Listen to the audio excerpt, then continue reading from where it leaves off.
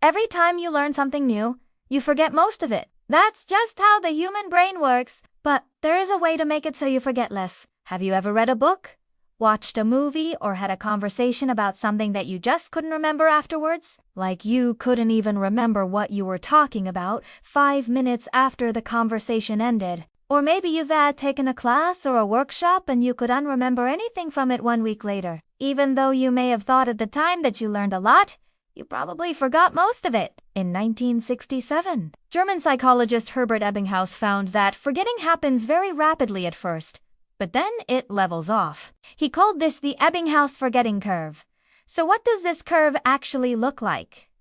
Well, it looks like this. You can see here that the forgetting is almost vertical at first. After 1 day, we forget half of what we learned. After 2 days, we forget half of what we had left, which is half of half, or 25%. And after 3 days, we forget another half of that, which is 12.5%. So why does forgetting happen so quickly at first? Why doesn't our brain just hold on to the information until we've had a chance to use it a few times? Well, it's because our brains are always getting new information. And if it wasn't for this forgetting curve, we would be overwhelmed with all of the information that we've ever learned. So this forgetting curve is actually a good thing. It helps us focus on the most important information and forget the stuff that isn't as important. But there is a way to make it so you forget even less. How many times have you tried to study or learn something new and your mind just wanders to other things? If you're like me, the answer is probably a lot. Our minds are easily distracted,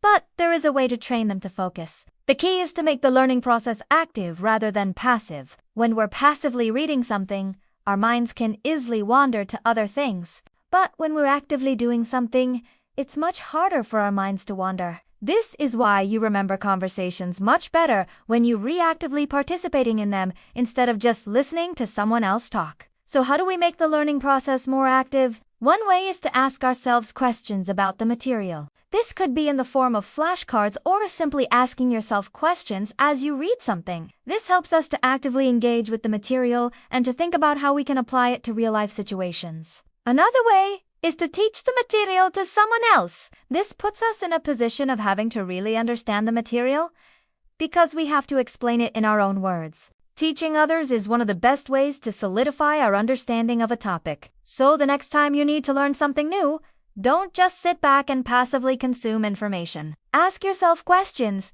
and teach what you learn to someone else. That way you'll remember it for a long time. I hope you enjoyed this video.